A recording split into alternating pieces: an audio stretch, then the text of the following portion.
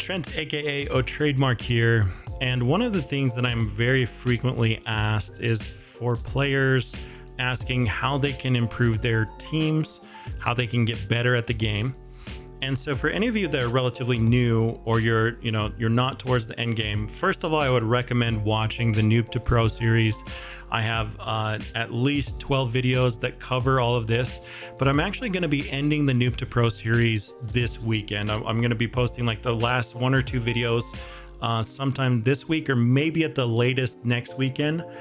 And so, but I do want to kind of give more specifically catered advice to players.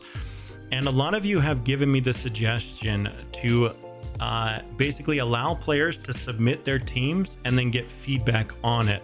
So we're going to try and just wing this here and see how it goes. So I'm actually going to talk about, this is GGDuckie, one of the Elite Markers teams right here. He sent me an image, and you'll notice that we have some numbers under that. That is the level of these units. And we're basically just going to kind of go over some of these things, what you need to kind of keep in mind with all of this.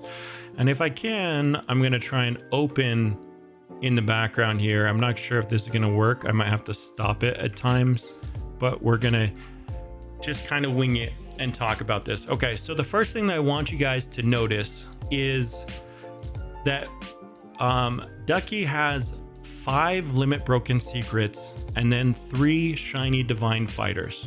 Okay, that's a great thing that I want to see. Okay, because if you've watched the Noob to Pro series, you've noticed that I will recommend that you always start by limit breaking secrets. Okay, limit broken secrets are stronger than shiny divine fighters, and he's done the exact correct thing by going for a bunch of limit broken secrets from different worlds. And that's also important because if you get multiple limit broken secrets from the same world, it's a very high shard cost. You know, to roll 4 passives, 4 good passives on 2 units, it requires a lot of raid shards. So having them spread out between a few different worlds is good news. All right, now let's go ahead and just kind of review those secrets. First of all, he has a 326, a 328, 326, 327, 324. Those are his limit break secret levels. So it looks like he's kind of leveling things at the same pace, with the priority being on the Skeleton King. I personally prefer to level one thing straight to max. I guess 3 of them are probably, no, it looks like you have these equipped, so they're not in the incubators. It looks like you're kind of leveling things evenly to me, and that's actually a mistake a lot of players make. My suggestion is to max out 1 unit at a time, start with your highest DPS fighter, and go straight to max level. Okay, my main point is just focus on 1 and level it to max cap. Okay, you're just gonna get more rewarded for doing that, and you get more value out of focusing on 1 rather than spreading out your damage between your carries. And then the next thing that we want to kind of key in on here is that we have 3 shiny divines. All right, 3 shiny divines. Now Direb got ace on it, and a Direb with ace is obviously an incredible unit.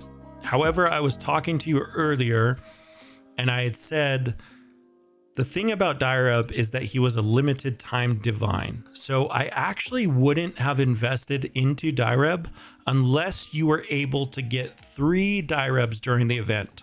So my assumption is because the event just barely ended, or the ability to get Direbs just ended yesterday, I'm going to go out here on a limb and say that, well, obviously it's almost guaranteed that you invested into that Direb prior to you getting 3 of them, which in my opinion was a mistake, because you had to invest a certain amount of gut shards and to roll that ace, and you had to invest a certain amount of XP to level it, and you had to invest a certain amount of fruits, divine fruits, to convert it shiny.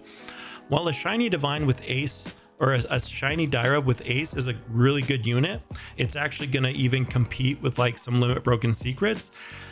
It's still, the problem is you can never get those fruits back, right? And you can never get those gut shards back. So you've already invested that into it. And he's actually saying here, that was my first reroll with ace.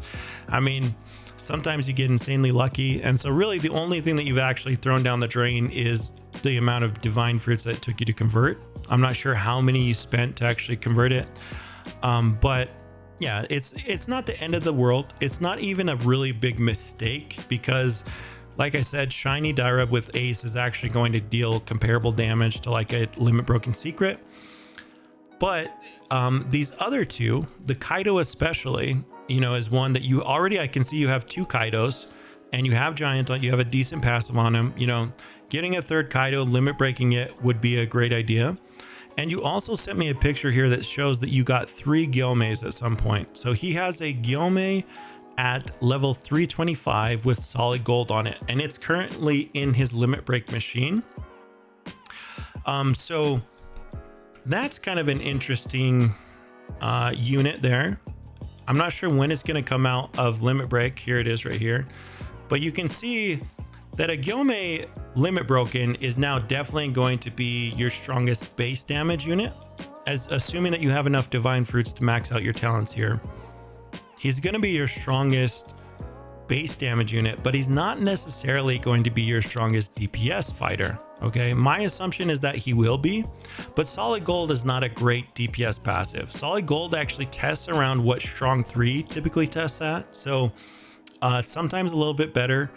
It just depends on the unit. The base damage multiplier on solid gold is 1.75x, but because of the negative attack speed multiplier, it usually tests between strong 3 and giant, somewhere around that range. Okay, hopefully with Gyoume it's closer to like giant, but you'll have to do that test on your own to kind of determine if Gyoume is at that point. This is what I really want you to understand though, for improving your team. The main problem that I actually see with Duckie's team here is that he's trying to run 8 carry fighters, okay? You could maybe say that 324 unit, the Jimmy that has leader 3, maybe that's a utility unit, but if it's a utility unit, you shouldn't be investing anything into it. All you should be doing is rolling off that giant and going for leader 2 or leader 3, okay? Leader 5 is probably actually going to benefit your team more than having giant on that Jimmy, especially because you shouldn't be leveling it anymore, assuming that it's now going to be a utility unit. That 324 Jimmy that has leader 3, I would recommend that you roll off of the giant and you go for a leader 2 or leader 3. And then I would also say that you should be aiming to replace about 3 other of your fighters, probably the shiny divines, with leader 3 units. Okay, ideally limit broken units, but even if I would bet you that if you were to just replace those, like especially the Gilgamesh, if you replace Gilgamesh with the leader 3, your total team DPS, you have to do this test yourself to know, but there's going to be a sweet spot on which every leader 3 unit that you add is either going to add to your team DPS or lower it, right? So you can test with crits off even though you have ace, because it's really all you're trying to find out is whether adding a leader 3 is going to benefit you more than having like that shiny Gilgamesh on your team, right? Whether adding another leader 3 is going to benefit you more than having that shiny Kaido on your team. And once your Gyoume is limit broken, then you can actually replace one of your carry fighters. I guess my point is, you're really trying to spread yourself too thin. I noticed you're leveling things at equal rates, and all of your carry fighters are relatively equal level and passives. And if you try and spread yourself thin like that, and you try and level and increase the power on everything at the same level, you actually hurt your team more than you help it. So my suggestion would be this: finish that Gyoume up. Gyoume is definitely the fighter that once he's limit broken, he should be your main priority. Okay, a limit broken divine, assuming that you have enough divine fruits, which if you don't, you should be sitting in time chamber to get enough divine fruits. Not during the event, but during the weekdays, time chamber fruit farm, get enough divine fruits, because when Gyoume comes out, you want to limit break him first. He should definitely, or excuse me, you want to max out his talents and his level first. When the limit broken Gyoume comes out, you're shooting for, ideally you get Prodigy so that you can just level up Gyoume to max level twice as fast. If you don't get Prodigy, if you get like Genius 1, 2, or 3, keep it and just level up Gyoume until he's max level. Okay. After Gilme is max level, then you could probably roll for Diligent. If you don't get Diligent, it's okay. If you end up with like a good passive, a secondary passive on Gilme before you hit Diligent, that's okay too. Like you could stop at any time if you get a good passive. If I was rolling for my second passive on Gilme, Solid Gold Gilme, and I hit attack 3, I would not roll off that attack 3. I would just keep it at 335, attack 3 plus Solid Gold. And that would be your new best DPS unit, most likely. But as far as like your next moves, I noticed that you have that ceramic. So he's gotten 3 shiny glasses already during this event. One of them has blessing, which is pretty awesome. For, you know, that unit, since it already has blessing, it has a really strong start.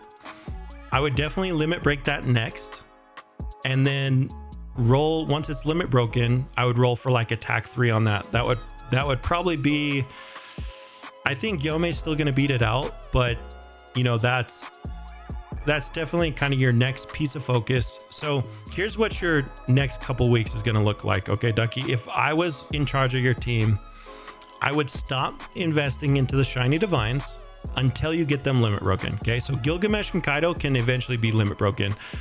Direb is done.